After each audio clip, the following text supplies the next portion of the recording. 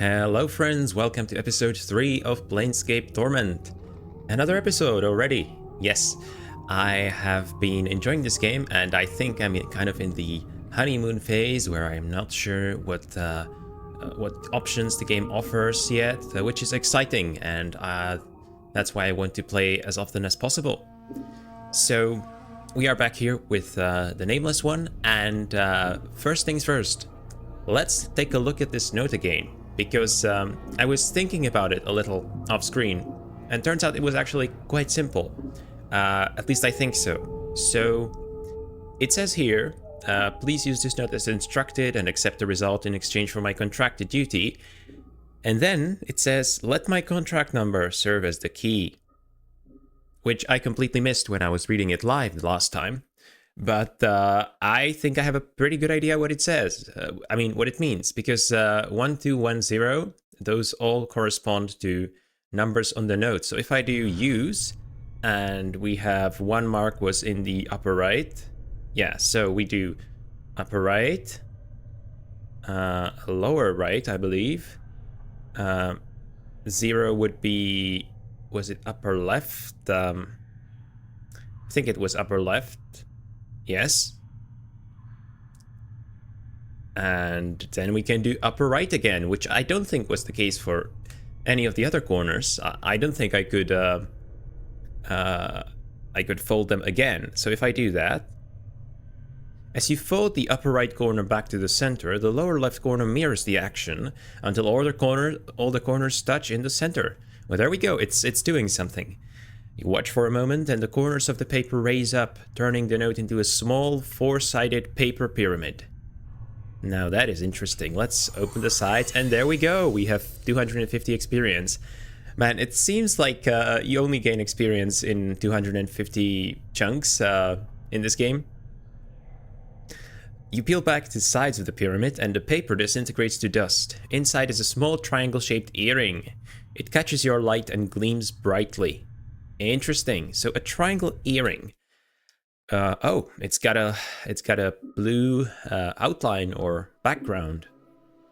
Let's look at it. You received the small earring from folding a note in the mouth of one of the walking corpses in the mortuary. It's a beautiful earring, but despite its beauty, all it seems to do is remind you how strange this world you've woken up in is. Some items are magical, but require that they be identified before they can be used. If you cannot determine what an item is at first glance, then you may need to take it to someone with a higher lore skill than you or your party members. Interesting. I don't remember lore being a skill that I had anywhere. I know that I have like these abilities or attributes, I guess you could call them. Ooh, there's alignment. This represents your disposition toward good or evil, law or chaos. True, neutral. Ah, so we're doing like the 3x3 alignment grid thing in this game. True neutral characters believe in maintaining the balance of law and chaos. They don't tip the scales between the two and tend to oppose anyone who does. Interesting. No faction allegiance. A group of individuals who hold similar beliefs about the nature of the multiverse. Belief is power on the planes. Belief is power on the planes. If enough people believe in an idea, that idea may become reality. Oh, I think I've heard an idea like this somewhere, but this is canon in this game's world? Oh, that sounds amazing. I'm so excited to see what that looks like. So yeah, if people believe in an idea, it may become reality. That is wild. That is incredible. I'd love to see it. Okay. So, yeah, we have hit points and... Anyway, I'm getting sidetracked. I was just saying, I don't think there is like a lore ability or skill that I have anywhere here. Information. Okay, so these are like my player stats, party experience, party kills, time with party, 4 hours already. Favorite weapon is the scalpel, because that's the only one I have, right? I can reform party. I have a biography. Is this the same thing as was in the journal? Let's read it. I feel like I've woken up inside someone's dream. I don't know who I am. I don't know how I got here. and I don't know how to get out. First thing I remember is crawling off a metal slab and some vaulted monstrosity called the Mortuary and some floating skull asking me a bunch of damn questions. I've lost my memory, I've lost my possessions, and the only thing I really seem to know is that I can get stabbed, beaten, burned, and I get better. This regeneration of mine hasn't done much for my looks, but no one seems to notice. I need to figure out who I am and how I got this way. I feel like something's missing, something inside, but I don't know what. Interesting, we did actually learn something new from that. For one, I'm not sure if I was aware of the regeneration ability. I mean, regeneration kind of sounds like just the ability to heal myself, gameplay-wise. And, but it seems like this game turns this ability into like an actual component of the lore. And this sort of quick regeneration is something that others should not be able to do or aren't able to do. Also, I feel like something's missing. That would probably be my memories, right? But is there anything else that's missing? Huh. Even the opening line, I feel like I've woken up inside someone's dream. What if that's actually true? I know that in the Elder Scrolls, I'm a huge Elder Scrolls fan. I know that in the Elder Scrolls, the entire lore of the Elder Scrolls is essentially a dream of the Godhead in the lore, which is an amazing idea. I love that. And I wonder if I'm meant to maybe take this a bit more literally than it would suggest. Well, so anyway, so we didn't find the lore skill anywhere, but if we try to identify this item, we have to use a scroll or spell. Okay. See, this is interesting. So you need the appropriate skill, but you also need a scroll or a spell to do that. You know, a side note, I love games that make you identify items, because to me the idea that you just find an item out in the wild and you instantly know exactly what it does is just not very feasible, you know? And most RPGs do it this way. But then you have games which let you identify items like this through scrolls or spells or your lore skill. And then there are maybe games, and I actually can't think of any particular examples, maybe it's just an idea that I came up with, but then there are games which reveal what an item does as you use it, right? So if you equip an item and use it for long enough, you can slowly come to understand its stats and so on, which is an idea that I really love. I understand why most RPGs don't do this, because the nature of gamification is to kind of let you have as much information as you can have to sort of make an informed decision, right? But anyway, let's not ramble about game design. Let's maybe try equipping the earring. Okay, so far I don't know what it does. It seems that I can take it off anytime I want, which is good. But I'll definitely keep it on my ear just so it doesn't take up this one slot here. Okay, so we spoke to Iveen, the tiefling. We learned a bit about tieflings, which was exciting. Actually, is there anything else? You see Iveen, she is still dissecting the corpse's chest with her talons. The rhythm of the talons reminds you of something, but you can't quite recall what. Did we study the motions of her hands? Updated my journal. No, we didn't. Journal updated. As you study the motion of Iveen's hands, you feel a prickling along your scalp, and then suddenly you find your vision swimming, blurring, until you are standing in front of a freshly slain corpse, rigor mortis making a mockery of its smile. The number 42 has been stitched onto its scalp. The zombie is lying on a slab, and you have just finished stitching up its chest. You have placed something inside, something that may prove useful if you come this way again. So, is this me remembering something, or am I somehow living Iveen's memories? In front of a freshly slain corpse. Freshly slain corpse, that sounds kind of like the key to this. Did I Did I used to kill people? The number 42? You have just finished stitching up its chest. I don't know, I'm not sure if that sounds like something that the Nameless One used to do. Maybe I am seeing the world through Eiveen's eyes. Yeah, I think that's what's happening here. I think the game is telling me that I can take this item that she placed inside a corpse if I find the right corpse. Echo, keep these things safe and wait for my return. And there we go, another 250 XP. So I have echoed... What? I have echoed her voice, or... The memory of your voice is an echo, strange and hollow to your ears. You cross your arms in front of your chest, and to your surprise, the corpse does too. After a moment, its hands fall back to its sides, and as it does, the vision fades, until you are watching Eiveen's hands make their stitching motions once more. You have regained a memory. Okay, never mind, it sounds like it was one of my memories after all. Memories can give you additional experience points, skills, and may even lead to you gaining something else of value later on. Okay, do I want to get her attention? Oh, I think she said this the last time, right? Find thread and embalming fluid, bring here to Eiveen. Yeah, okay, that's the quest that she gave us. So I'm supposed to fetch some embalming fluid and needle for her. All right. Have I talked to these corpses yet? The eyes of this corpse are set close together, and the eyeballs themselves are slightly askew. One faces to the left and the other to the right.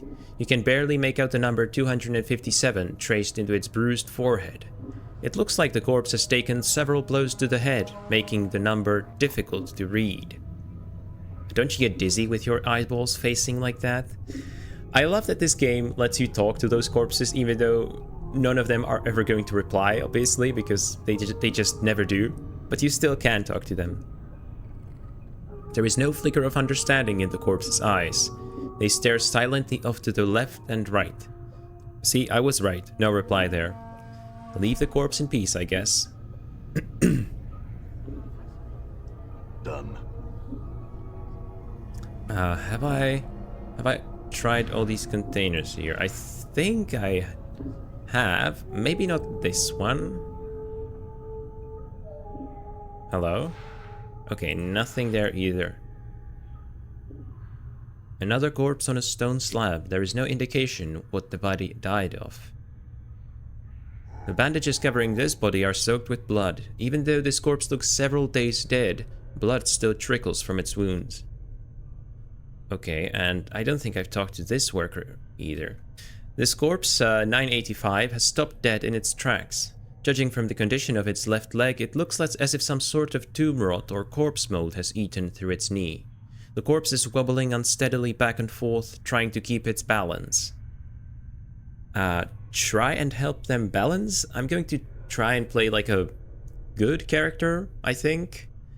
It's still quite early in the game for me to know what that entails exactly, so I might change my mind later on. Try to help the corpse balance. You reach out for the corpse's left arm to help steady it. As you grab its arm, however, the corpse suddenly sways to the right and you end up tugging the corpse rather than steadying it. Oh, come on, game. You can't have me... You can't let me have one good action. Just, it's always gotta go wrong. This is like The Witcher. Chief, you might not There is a crack from the corpse's left leg and the body falls like a dead tree. Its torso strikes the stone flagstones and shatters like a rotten melon, filth and ichor gurgling from the cavity. To your surprise, no one seems to have noticed the corpse's collapse. And even stranger, the left leg remains standing where the body was, as if at attention. Ew. Fortunately, I can't really see that here, because the sprite is just a corpse lying down. After a moment, the leg falls over with a wet thump. As you gaze upon the putrefied remains of the corpse, you notice that its left arm seems intact. It has been snapped from the torso during the fall. and it doesn't appear to have been touched by the tomb rot that had spread through the rest of the body. I wonder if I could make use of that arm.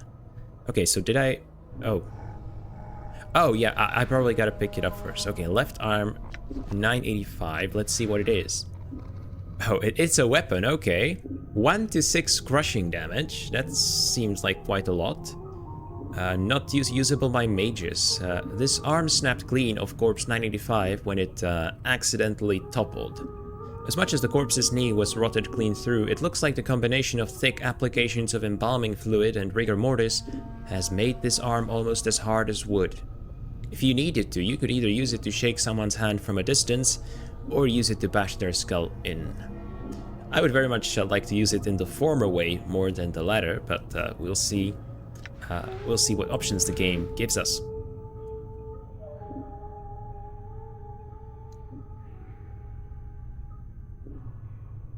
Okay, this doesn't seem to be a passage anywhere. I guess I gotta go this way to progress. Hello, Mr. Corpse.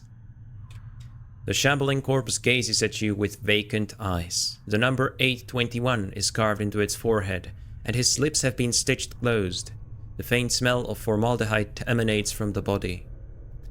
So, seen anything interesting going on? As you address the zombie, it blinks in surprise. Eh? What? Oh, this one actually talks back. Never mind, I take it back. You're not a zombie. Who are you? Updated my journal. The zombie is trying to respond behind stitched lips. He has a peculiar half-frightened, half-angry expression. Who are you? What you want?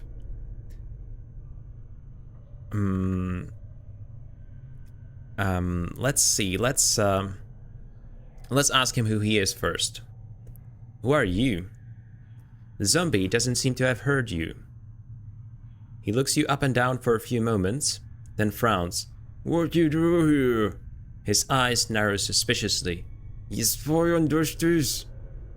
I'm not a spy. I got sealed in here by accident. Can you help me out? Yeah, let's try and be friendly and maybe get some help in exchange for that. He is silent for a moment, then nods slightly as if in understanding. Why should I help you?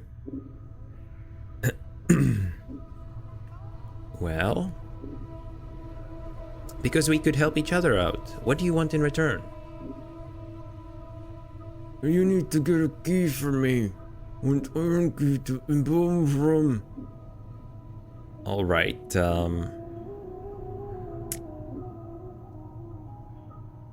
sure. Where is this key?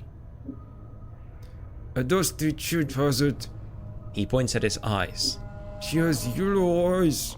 He then makes a motion with his hands that remind you of a pair of cutting shears. Blades on the fingers. Okay, so we're looking for a dustman woman with yellow eyes and blades on her fingers.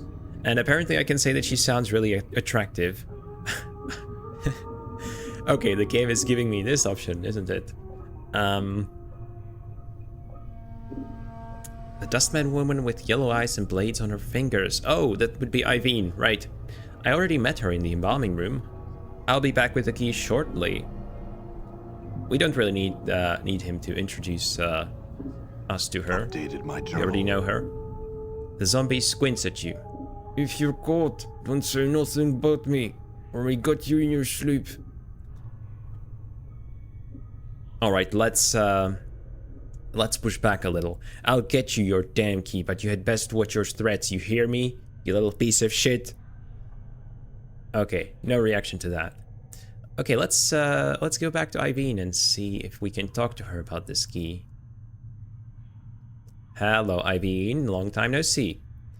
You see Iveen, she is still dissecting the corpse's chest with her talons. The rhythm of the talons reminds you of something, but you can't quite recall what. That's actually a neat little detail.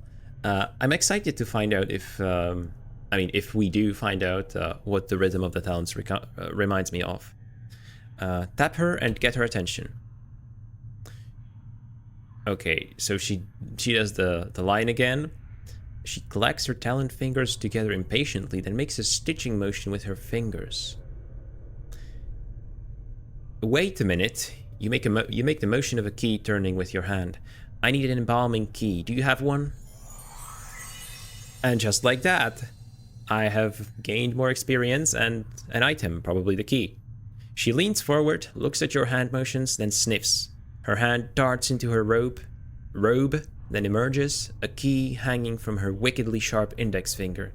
She flicks it into your hand. Bring back when done. Go. Go. Yeah, I'm not gonna ask what's wrong with her hands. I think I might have asked that the last time.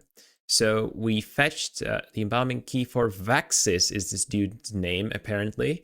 I have no idea how I know that, but I guess I do now. I met a spy disguised as a zombie in the easternmost mortuary room, south of the embalming room. He asked me to fetch an embalming key for him. In return, he said he would help me escape. Okay, that was a pretty straightforward little quest here. He's playing corpse quite convincingly. I couldn't really tell. I mean, maybe there are like obvious differences. I did not take a close look at any of the other corpses.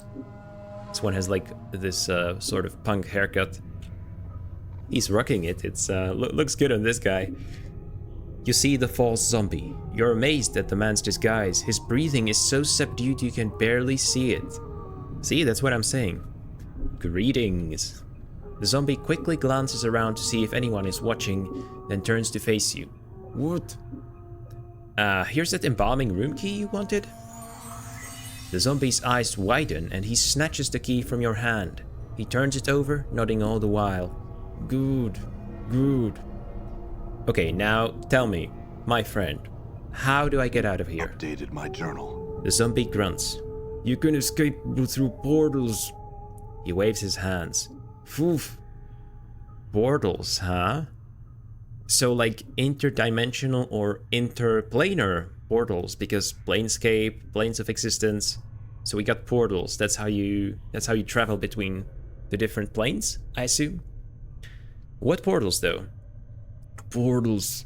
The zombie waves around the area. Portals everywhere. Everywhere, you say? Can you show me one of them? The zombie nods. You want out? Go to arch on first floor, northwest room. You need finger bone, shape of crook.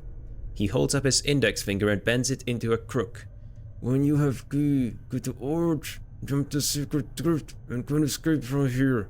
Secret escape route. He nods eagerly. You can rest there. Okay, so I need a crooked finger bone, apparently. Yeah, shape of crook, When you have key, go to arch, jump the secret crypt, and then can escape from there. Right, but where can I find myself a crooked finger bone? Updated my journal. I assume I just, I can't just pinch it off of someone's finger. He shrugs. Must be one around somewhere. Look in storage rooms on upper floor. Maybe there. Storage rooms on upper floor, so there's multiple floors to this mortuary. Alright, I will check upstairs, but first I do have some other questions, I think. So, do you know someone named Farad, by any chance? Farad? The zombie frowns briefly in thought. Me here, you live in Hive somewhere. He shakes his head. Not nowhere. He frowns again. Dusty's very mad. They not like Farad. Okay, that is interesting, because we saw that he brings them a lot more corpses than pretty much anyone else, right? So it's kind of curious that they would not like him. I think I want to learn more about the Hive, though. What is that?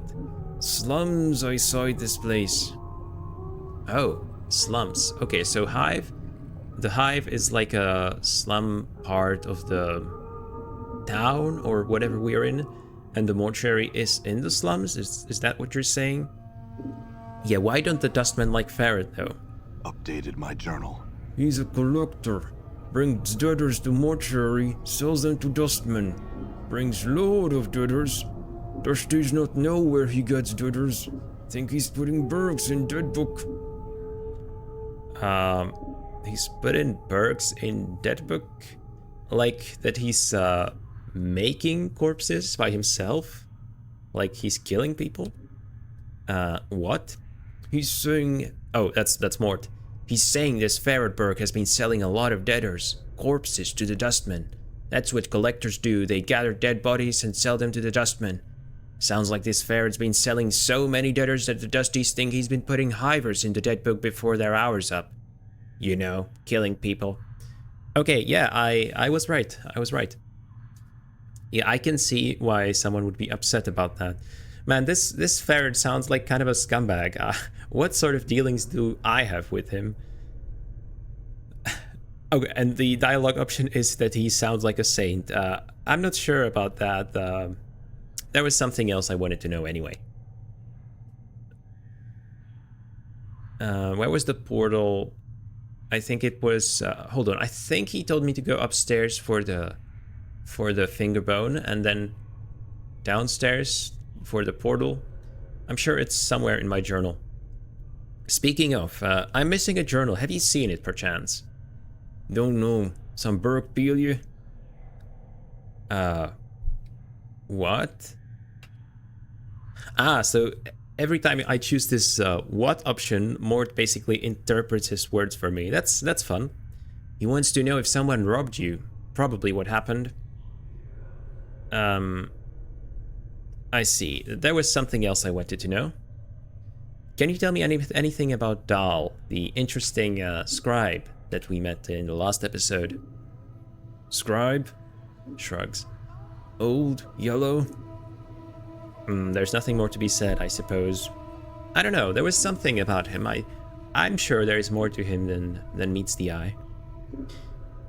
How did you get to look like that, by the way? How did you manage? Me good at the guys. Me also got scars. Me wear lots of embalming fluid. Me make good zombie. The zombie giggles through stitched lips, then taps his head. Dusty's stupid. Yeah, they're the stupid ones, alright. The sarcasm is evidently lost on the zombie, who nods eagerly. Stupid Dusties. Me make good zombie. Doesn't that hurt though? He looks at your scars. I ask you some question. Me, it not hurt much. Claps his chest. Me tough. Oh, and can I actually disguise myself as a zombie? That disguise is pretty good. Can you disguise me as a zombie? He looks you up and down for a few moments, mumbling to himself, then nods. Me need jar of embalming fluid. Points at the scars on your chest. And some needle and thread. Okay, embalming fluid, which seems to be the mysterious liquid that we keep finding in the barrels all around this place. And needle and thread. To sew up the scars on my chest, or... Huh. I'll go see if I can find some then. Do I have it in my quest log? I'm already looking for some embalming fluid and needle for Iveen, and now I'm apparently doing the same for this guy. And both of them can do something for me. Hold on, what did Iveen want it for? I don't know. She just asked me to fetch them, right? Uh-huh.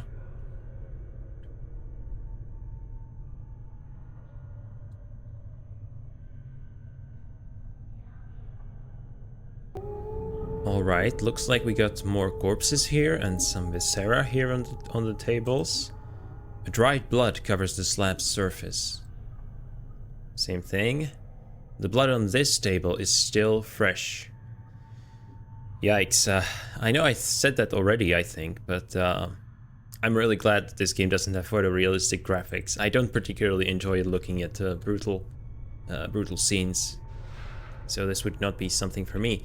A jar of embalming fluid, that's what we're looking for. So it's a special item, +2 to 8 to hit points, and +1 to armor class. Usable only by the Nameless One and Mort. That is interesting. It seems like my player character and Mort are like special because I know I'm gonna get more companions later on, right? But apparently I can't use this item on them. Maybe because I won't meet them here at the Mortuary and they won't be dead as the two of us are or seem to be. This is a sealed jar of embalming fluid. It is used as a preservative for dead bodies. As an added benefit, the smell of the fluid is more than sufficient to mask the smell of any rotting bodies it is used on. Effects are temporary. Okay, effects are temporary. It doesn't say how long they last though, which is an interesting choice. I don't mind it. Someone has inserted a tube into this corpse's leg. The tube is attached to a strange clicking machine next to the slab. Yeah, it's an interesting choice. So this game does still work with a lack of information about the items that you are about to use. I guess you just gotta use them and sort of see how long they last. I gotta confess that I'm not the best at using consumables in games. I'm the type to hoard consumables over the course of my entire playthrough, but never actually feel like the situation is dire enough to use them. And yeah, I'm playing this game at difficulty 3, so it remains to be seen how easy or difficult that's going to be for me. Because if a game is sufficiently difficult, it does kind of force me to use those consumables, right? Which I kind of like. This container is locked. Interesting. So we got a locked container. Now these are the stairs up, which is where we want to go. So let's do that. Let's maybe save the game just in case. I like to do that quite often when I play games. I forget to do it when I'm recording a video like this, but I still want to make sure that the game doesn't crash or something. Charcoal Charm, plus 50 resistance to fire and 25 to magical fire, so these are two different things. Interesting. This piece of charcoal is a charred bone fragment of some creature, perhaps a finger bone or a talon. Various symbols have been scratched onto its surface. The scratchings are so faint you almost miss them. This charcoal charm temporarily protects the user against flames and extreme heat. To use the charm, the charred bone is snapped and both halves are ground to powder, then the charcoal dust is rubbed over the heart of the user. That is so interesting, I love that. You know, in most games, it's just like you always, it's always a potion or like sometimes maybe a lotion that you like apply on your skin, but this is like a very graphic description of what you do to use this item, and it's quite specific. You gotta snap it, you gotta rub it over your heart. I love it. If every consumable has such an evocative description, I mean I will read all of them in any case, but if they are this good, I'm going to thoroughly enjoy that. A skeleton worker. This skeleton, number 748, according to the number chiseled above its brow, is odd only in that some of its teeth appear to be false ones made of reddish-brown stone. They are clearly not valuable, however, as its caretakers would have otherwise removed them.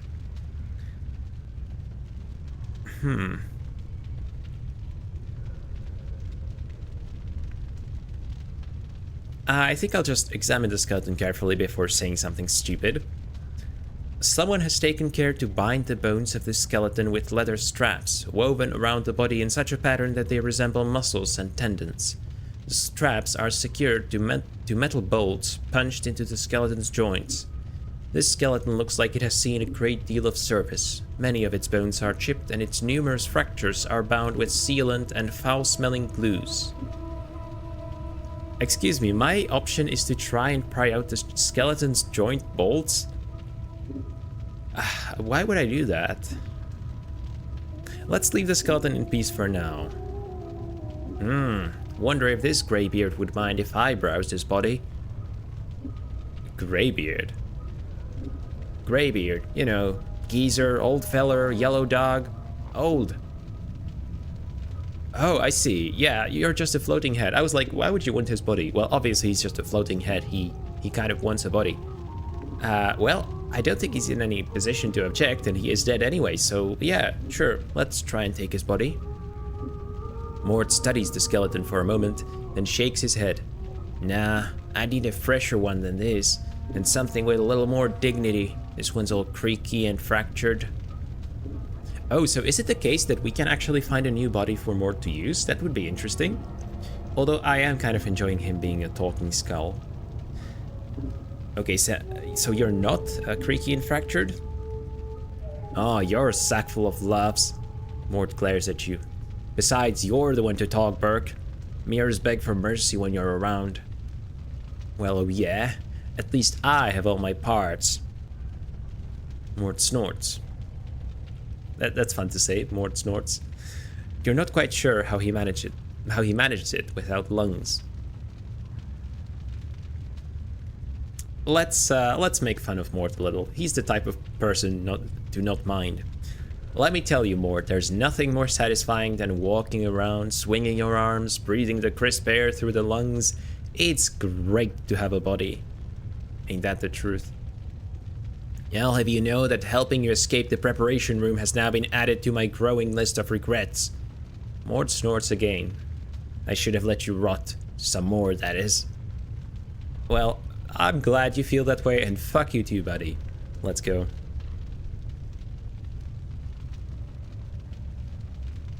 We got ourselves a dustman there. This looked like the gates to hell. It's gotta be a lot of heat there. What is this? The air roaring from the mouth of this immense furnace is incredibly hot.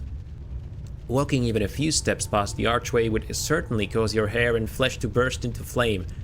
Oh no, not my hair and flesh. Another dustman, although this one looks more like a dust woman, and apparently we're not welcome here, I think. The dustman regards you with a stony gaze. Are you lost? No, I'm not lost. I have some questions. If you are not lost, what is your business here? Well, how honest do we want to be with this guy? Because if I tell them that I woke up in the preparation room, they will probably walk me straight back there, right? I'm here to see someone is perhaps a good option here. Who are you here to see? Well, the only person that we know is Dal, so I'm here to see Dal. Dal is most likely in the receiving room on the second floor. He is quite busy and not in the best of health.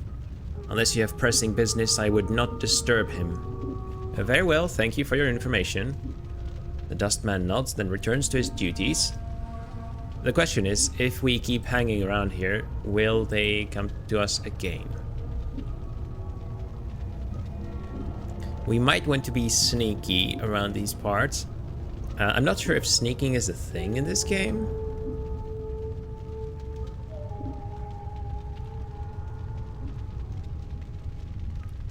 We'll find out, I suppose. This is another skeleton worker. This skeleton seems particularly old, the leather straps binding it together cracked and worn. The word repent has been carefully engraved into its forehead with some amount of skill. A rougher hand later chiseled 996 onto both its temples. Do I seriously have to ask about what they're wearing? How about this skeleton, Mort? Will it do as a body? Mort studies the skeleton and then says the same thing as before, apparently. Okay, let's go. I guess let's talk to the skeletons then. I have to ask, why the smoke? I mean, it's not like you have anything to be modest about. The skeleton makes no reply. Great talking to you, Bones. Stay healthy. Man, my character is snarky.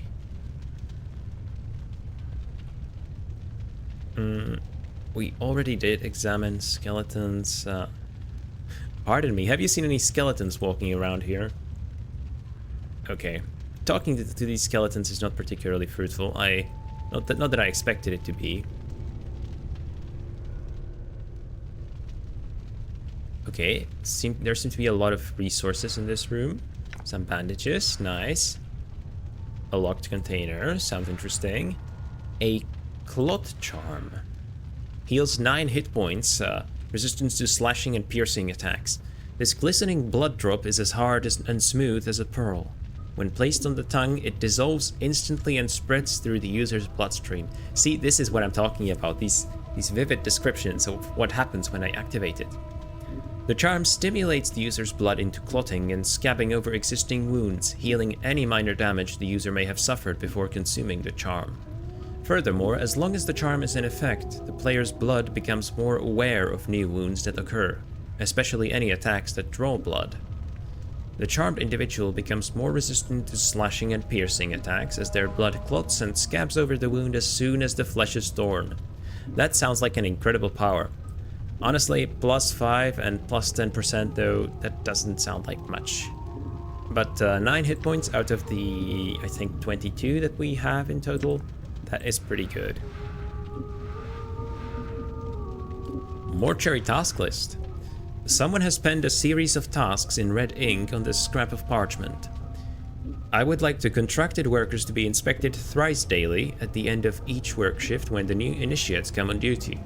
We have experienced too many contracted collapses while engaged in heavy labor as of late, and I fear the embalming enchantments initially used on the corpses may be decaying or may have been warped somehow. So the corpses are collapsing, interesting. Speaking of heavy labor, by the way, what are these dustmen even using the corpses for? I haven't seen them do any heavy labor in particular, they just seem to be kind of lumbering around. Are there like secret gold mines underneath this place, or what's going on there? If the contracted workers could be inspected every 8 hours and raised if they have collapsed, then this would prevent the backlog of shells in the preparation rooms and free up more contracted workers for other duties. So, inspecting them and raising them periodically, huh? I do not wish collapsed bodies to be disposed of. When possible, the original contracted shells are to be raised and be made to resume their duties. I have included spare embalming charms within the shells for the initiates on duty. They are to be used only when the shells cannot be repaired with stitching, bandaging, or applications of embalming fluid. Wow, so they are basically running an entire corpse ecosystem here, using them for, I'm not quite sure what. Should I know at this point? Did I hear anything to explain what they're using them for? I can't recall, honestly. Don't tell me if I'm not yet meant to know, but if I did see something, I would appreciate it to maybe have get a gentle reminder. Another worker. Let's talk to him. This skeleton has either seen a great deal of combat or has fallen down one too many staircases. Both its arms and legs have been broken and rebuilt with the aid of... Okay, wow. I thought I was gonna sneeze there. And rebuilt with the aid of leather straps and thin iron rods. The front of its skull bears the number 863, but the back of the skull has caved in, forming an empty cavity. You notice that someone has taken advantage of this and tucked a rolled up piece of parchment inside the skull. That's fun. Take the parchment. You slip the parchment out of the worker's skull. Oddly enough, it looks as if the skull cavity is intended to store messages. A tiny string is attached to the parchment from a hook bolted inside the skull, as if to keep the parchment from accidentally falling out. The skull cavity is intended to store messages. Man, that's... Imagine such a disrespect toward someone's poor skeleton. Unhook the string and take the parchment. I've gained an item, right? You unhook the string and glance over the parchment. It looks like a reminder from one of the mortuary custodians. Judging from the note, the skeleton seems to be a walking messenger of sorts. As you take a second glance at the skeleton, you realize it has stopped in front of the slab because it can't figure out how to move past it. Oh. It's broken. It needs a software update. Yeah, let's examine the skeleton again.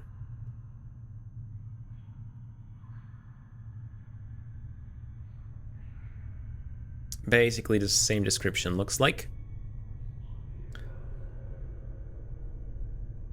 Well, this skeleton seems pretty lost. Maybe we should try and pry out their joint bolts. It also seems like there's no one else around, so no one can stop me, no one can get mad at me for doing that. Whoa, Chief, that's vandalism. Those bolts are probably the only thing holding that bag of bones together. Necromancy only goes so far with these old fellas, you know? Oh, well... I don't know.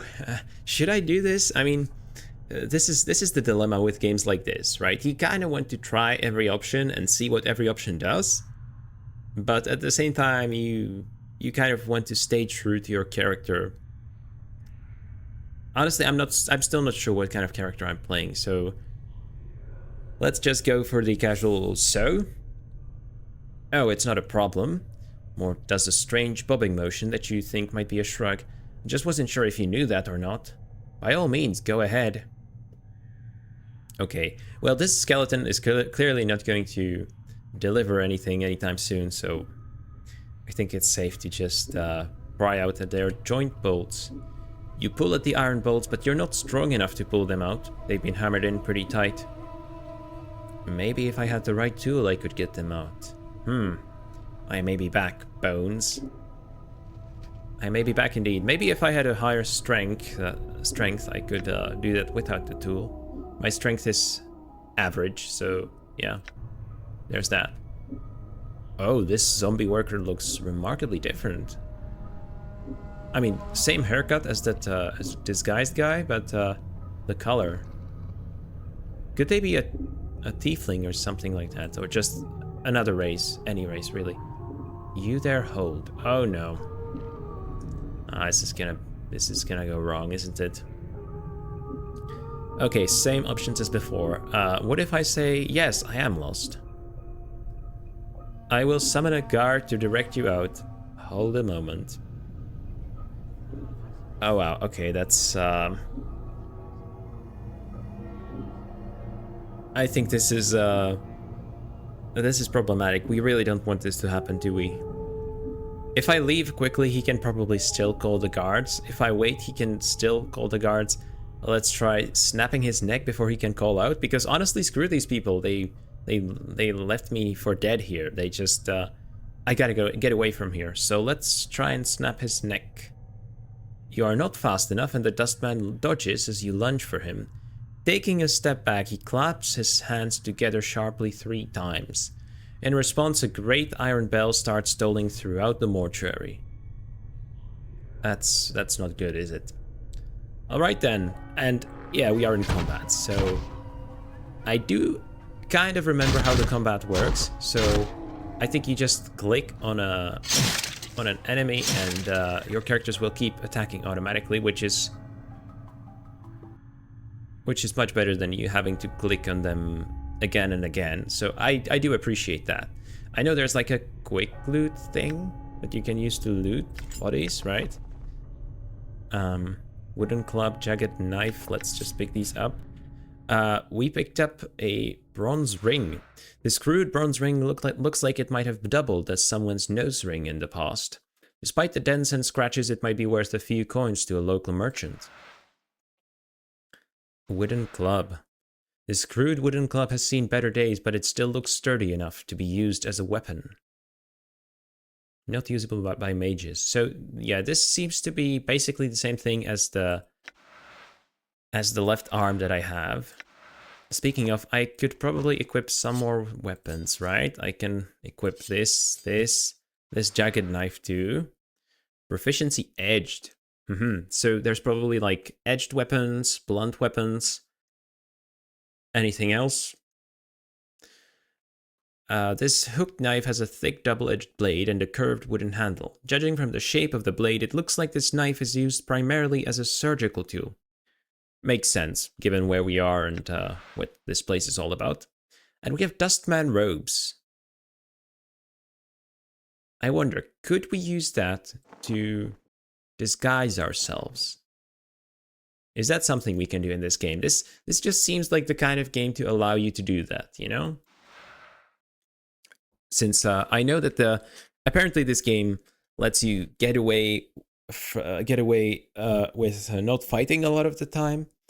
It lets you solve situations by charisma or talking to people, and I was right. Disguise his user as a dustman. So yeah, it makes sense. I was gonna say it makes sense that it would also allow you to disguise yourself. These frayed robes are commonly worn by members of the Dustman faction. They have an old musty smell about them and they don't fit you very well. You doubt the Dustman disguise will hold up under scrutiny, and certainly not if the Dustmen are looking for an intruder. Meaning that I shouldn't even bother because at this point everyone has been alerted to my presence. Great. The Dustman robes are a cosmetic disguise. Even though you appear to be armed with a dagger, you will do damage according to the weapon you had equipped when you put the disguise on. Right. Yeah, because the Dustmen use daggers, so I should appear to be armed with a dagger, but they also want to let me use any weapon. That makes sense. If you switch weapons while the disguise is on, the robe disguise will be nullified, and you must re-equip it for it to work. If you end up alerting the Mortuary to your presence or turning the Dustman hostile, the disguise will not hide you from Dustmen who are looking for intruders. Well, as a final note, the Dustman robes are useless outside the Mortuary. Well, I mean, I guess we might as well wear it, because why not? At this point, we at least have some clothing, you know? We're not walking around naked all the time. But yeah, I wonder if I could have solved that situation better without alerting everyone, because I mean, honestly, I would not be surprised if this is the only way to go, because this is still the tutorial section and the game has got to teach me something about combat, right, before I'm out of here. Yeah, fortunately, I do remember how the combat basically worked. Die. So, I am aware of that. I guess I will keep picking up these weapons so that I have something to sell, at least until they start cluttering up my inventory too much. The door is locked. You will need a key. Well, I'm coming across a lot of locked doors, and I was just gonna say, I haven't come across any keys, but here's one. Mortuary Sanctum key. This heavy key is a strange fusion of bone and an unidentifiable blood-red metal. Its jagged C-shaped head looks like it's ready to clamp down on whoever holds it. This key is used to open the inner gates in the mortuary. Oh, like all of them? That's convenient. When using keys in Torment, you only need to have them in your inventory to unlock a door.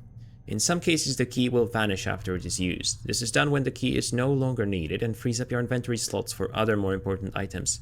Oh, that's super convenient. I love that. Okay, let's try it here. And it worked. And these are... I was gonna say these look like stairs, but... Oh yeah, they do actually lead down. Okay.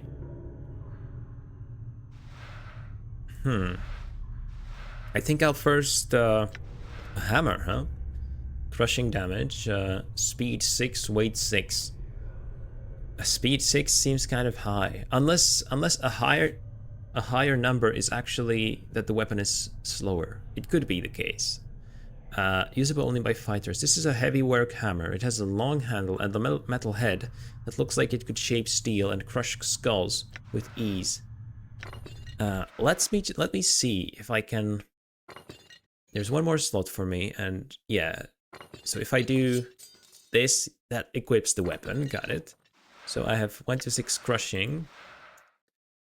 We have piercing.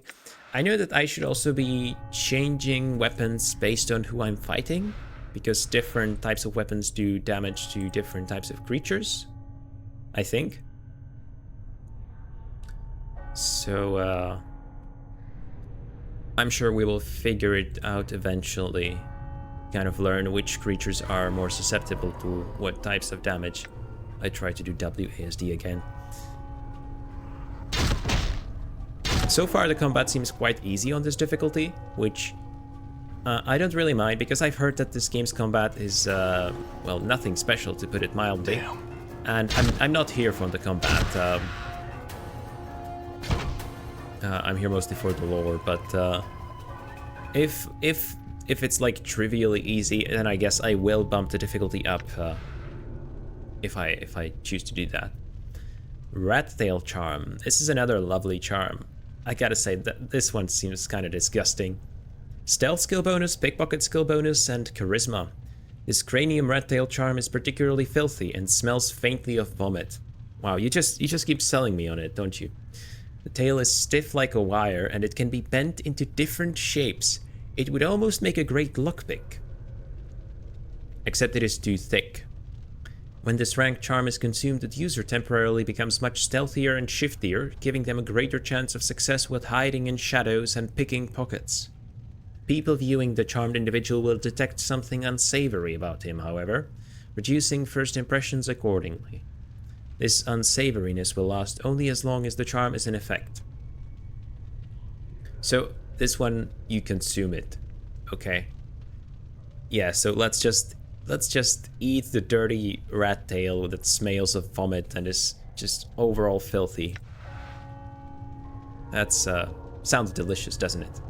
This mummified corpse looks like it's bound for the crematorium. Also, yeah, I haven't picked it up, so let's pick it up. Junk. This is a collection of junk. Small springs, broken bolts, and a cracked gear or two. It looks like someone felt these pieces might be useful one day, but they seem pretty useless to you. Well, I think the game is sending me a pretty strong signal that there's no point in picking that up, so... And we have ourselves a needle and a thread, which heals 6 hit points. That's interesting. So, since I'm basically a corpse, the way this works would be that I sew up my wounds, and that's how I get healed. That's an interesting concept. This is a spool of thread and a small bone needle. They look like they're used for stitching up wounds in living or dead bodies.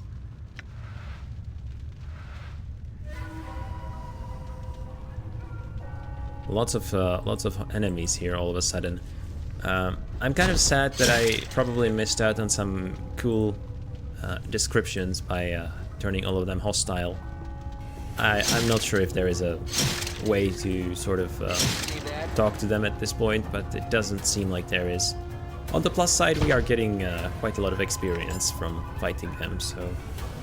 Yeah, I guess murder spree time it is, and let's just keep beating them up. Damn it. Die. Okay, a lot of them seem to have these bronze rings. Another needle and thread. Interesting. So we have... Hang on, did I not pick up that one? Oh man, I kind of remember to pick stuff up after reading the description.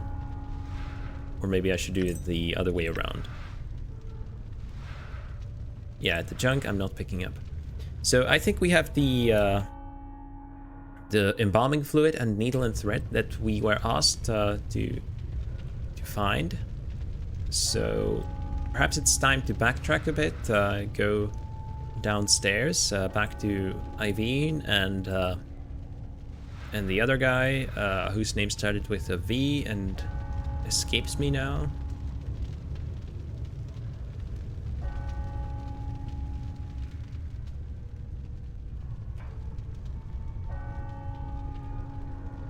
And then we will try and go that way to that staircase over there. Unless that one also leads me to the same floor. Was the staircase, did it go up or down? I'm not sure. Alright, so we are on the second floor. Got it. Have we checked this out, by the way? Yeah. Is this where we got the fluid? Hang on, do we have... I can open more of these.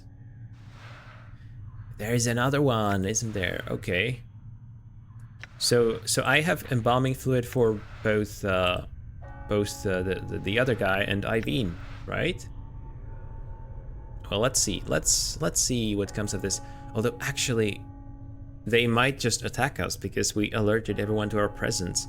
Oh man, I hope I didn't mess up too badly by doing this, because if this whole place is now hostile toward me, that would be unfortunate. Okay, well this guy still seems chill. Let's talk to him. Greetings, my friend. Oh. The zombie glances around to see if anyone is watching, then makes a shooing motion and hisses at you. Go away. Good. No, I had some questions for you first.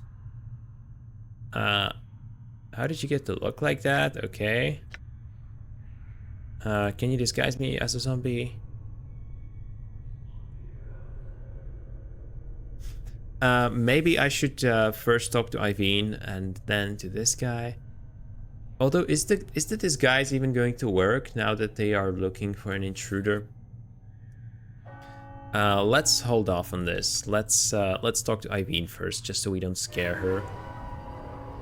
Oh. Okay, well, the workers are hostile, but she isn't, which is convenient.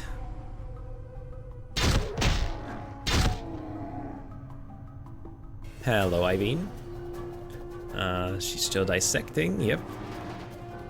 And I'm gonna give her the thread and embalming fluid. I gotta say, the combat music is quite intense, and there only seems to be this one track, so that's going to get old pretty quick, I think. Updated my journal. Okay, 250 XP. Without missing a beat, Iveen snaps the thread from your hands and hooks it around one of her talons, then begins sewing up the corpse's chest. She then takes the embalming fluid and begins to apply a layer to the corpse.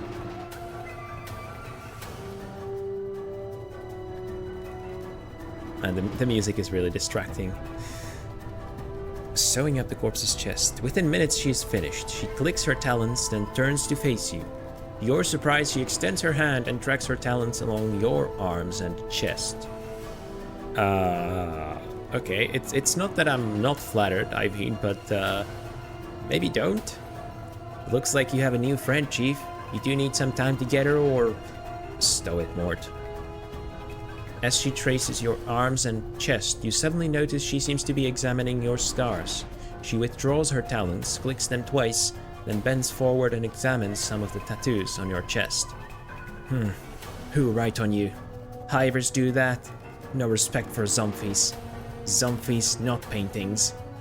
She sniffs, then pokes one of your scars. This one bad shape. Many scars, no preserves. I guess I'll just wait.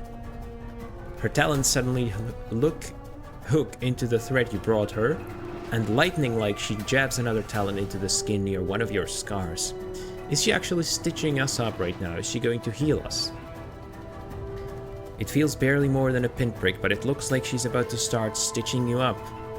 Let her work, I guess, since we already went through all the trouble to get the items.